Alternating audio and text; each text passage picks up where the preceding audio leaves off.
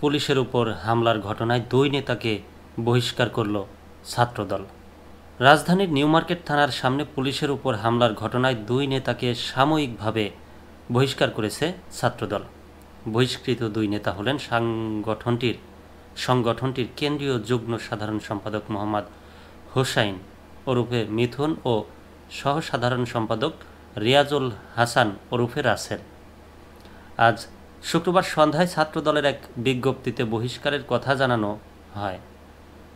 ছাত্রদল সভাপতি রাকিবুল ইসলাম প্রথম আলোকে বলেন, পুলিশের অভিযোগের ভিত্তিতে প্রাথমিকভাবে আমরা 2 জনকে সাময়িক বহিষ্কার করেছি। এ নিয়ে অধিকতর তদন্ত হবে। তদন্তের পর চূড়ান্ত সিদ্ধান্ত আসবে।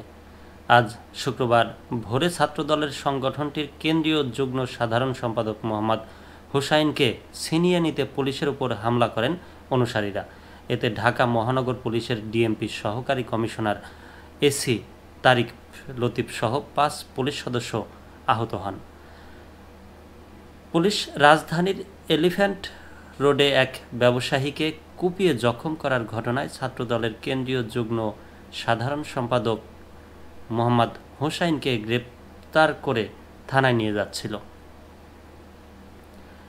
হামলার ঘটনায় পুলিশ বাদী হয়ে মামলা করেছে। মামলায় 6 জনকে গ্রেপ্তার করা হয়েছে।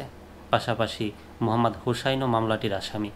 ঘটনার পর শুক্রবার সন্ধ্যায় এক বিজ্ঞপ্তিতে ছাত্রদল মোহাম্মদ হোসাইন ও রিয়াজুল হাসানকে সাময়িকভাবে বরখাস্তর কথা জানায়।